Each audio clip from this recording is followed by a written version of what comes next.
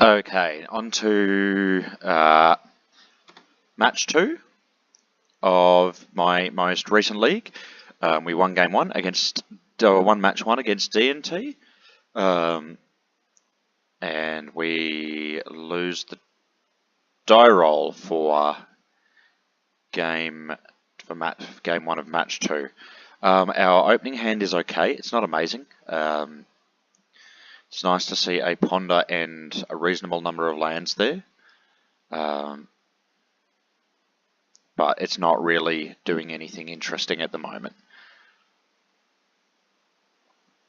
And our opponent has mulled a 5 and leads on plains, which almost makes us think D&T again. More likely it's something like Miracles. I just expect to see more Miracles than I do D&T. However, we're going to... Oh, there we go. So we get a absolutely perfect ponder. The reason we're going to take the tutor rather than the probe is I think we want to probe into the LED next turn.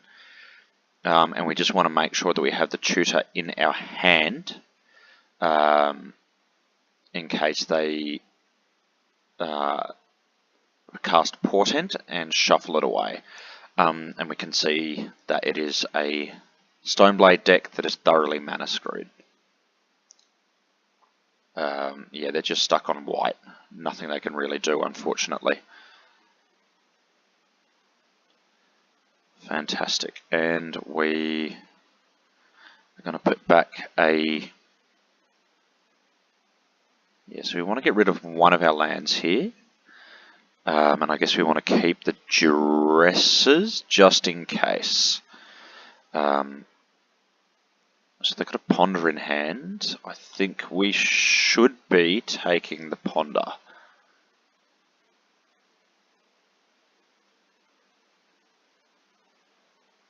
Just in case.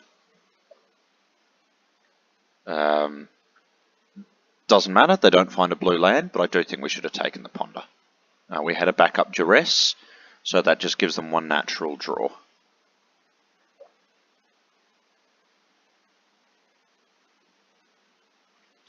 And we actually have, right now,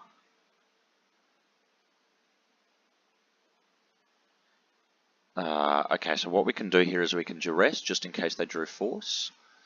They have nothing, so we can now actually Infernal Tutor, grab a second Dark Ritual, and with the second Dark Ritual, we have enough mana for a Past in Flames kill. Which we can actually initiate this turn with the Lotus Petal there. So,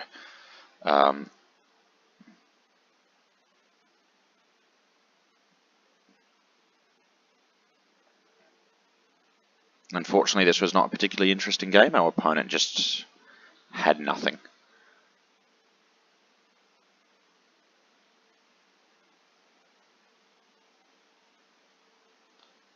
And here I'm just trying to figure out whether or not I can actually just go for natural tendrils instead of Past in Flames. I don't think I can though. We're a bit too tight in mana for that. We have 8 mana available at the moment, 6 after the tutor, 4 after that, after the second one, and I think that leaves us 1 or 2 storms short. So.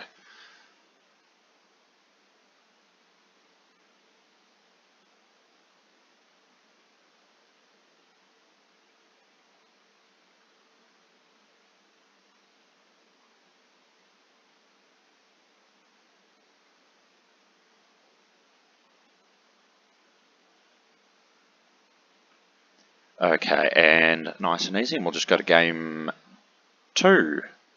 What we're going to sideboard here, I think we're going to bring in Decays, because they have Canonists.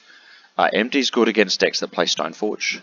We'll probably cut 1 Past in Flames, because we are expecting hard Graveyard Hate out of white. We're going to bring in the Xantid Swarm. The reason being they will most likely side out plows, which will leave them really soft to Xantid Swarm.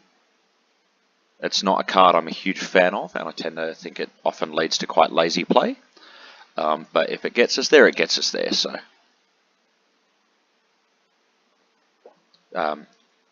the reason why we want the Decays in this matchup as well is where, once again, they're white, therefore have access to Aethersworn Canonist. And a Canonist is obviously something that is more or less unbeatable for us. Much in the way that Swarm might be for them if they boarded out their removal.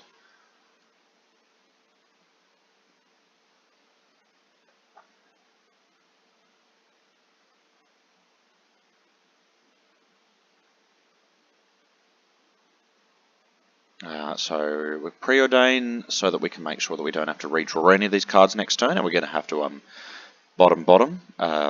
While Brainstorm's great, we do need a second land, so that's a higher priority at the moment.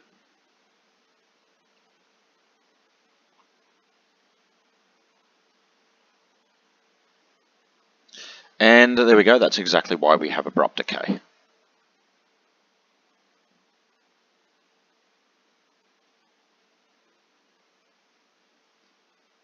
So we're getting somewhat close to having the combo here. We have to no, we'll take the Maya. I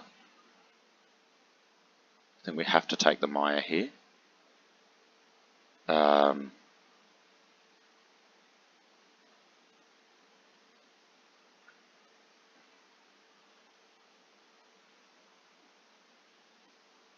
So the Bloodstained Maya probably makes them think that we don't have green as well, as it's typically not played in any of the Storm decks that have green in them.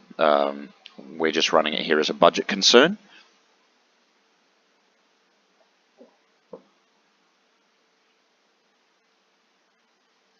Okay, and our opponent's going to drop a Stoneforge.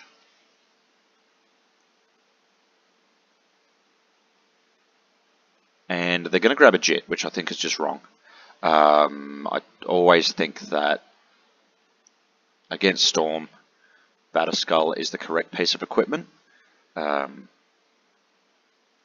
It might not attack for an extra turn, but I think the fact that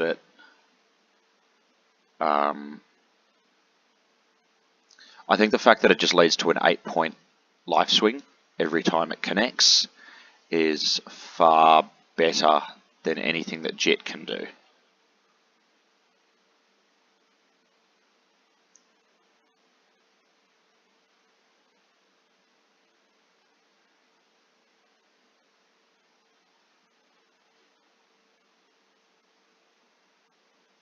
And obviously they're going to run out their Jet now and try to get a clock on.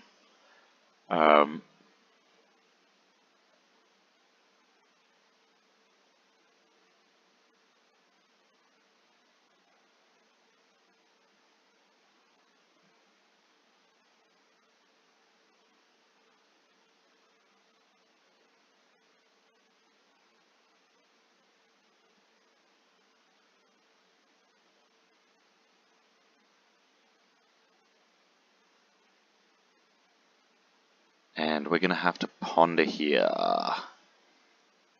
We're still an Abrupt Decay and a Tutor at a minimum short of being able to get there.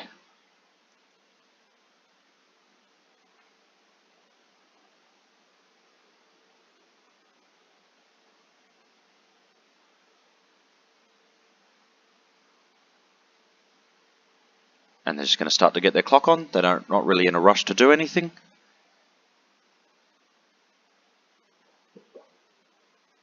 Especially as they can now hard cast Force at will.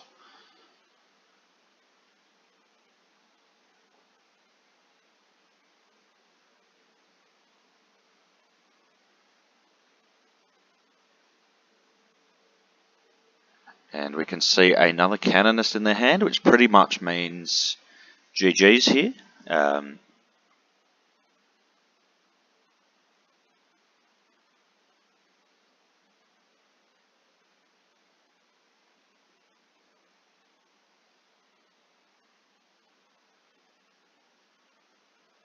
And they're going to pump the Canonist with the Jet.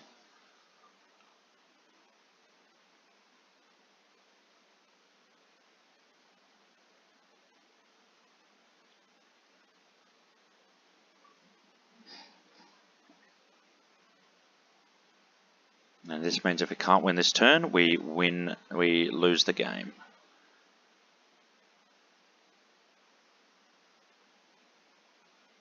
Which we're not going to be able to do because obviously the decay is too late. We just want the information. Spellquiller is useful information there. I'm somewhat surprised to see that being played. It's not normally something I see. I think it's pretty cool to actually see it being played. Now here we're actually just going to add an extra piece of removal. So we're going to add a Disfigure and cut a Therapy. The reason being that it looks like they're hinging a little more on permanence. And we need to be able to remove the Canonists. So what our plan is, if we have a Disfigure, we wait for them to cast a spell, and then we Disfigure the Canonist. We're going to probe here, and we can see a hand that can't get rid of a turn 1, can't stop a turn 1 Xantid Swarm from coming down. They've got a Mindbreak Trap, which if we were to cast another spell, would be able to deal with the Swarm, but fortunately we're going to be... Swarm will be Spell 2. And everything else is just going to be a bit slow for them.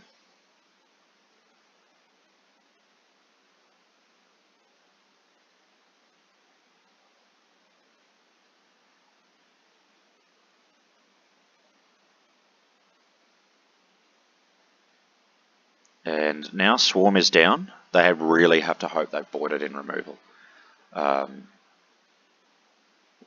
Otherwise we have... So we didn't see a Canonist in hand, but which doesn't mean they don't have it. Now we almost fire off the probe first. Which we want to make, which obviously it's a sign that I'm not very used to attacking with creatures, because I forgot to move to combat before doing anything else. So we now fire off the probe. We just want to see the extra card. We're not super stressed about the rest of their hand anymore. They have a grip full of blue spells that just don't really do anything.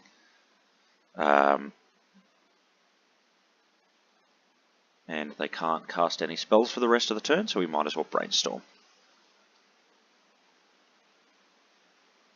And if we put back the Empty the Warrens and the Ad Nauseam here, we can, I think, at a minimum... okay, cool.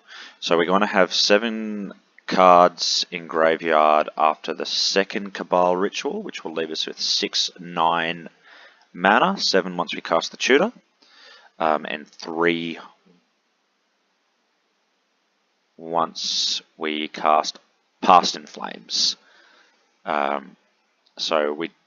Oh, actually, we don't need to. We can actually just Tutor Chain for a natural Tendrils here. So if you see, we got 6. Tutor will be spell 8, 4 black in pool. We'll crack for red just in case we feel like we've messed up. But I'm pretty sure Tutor into Tendrils will get us there.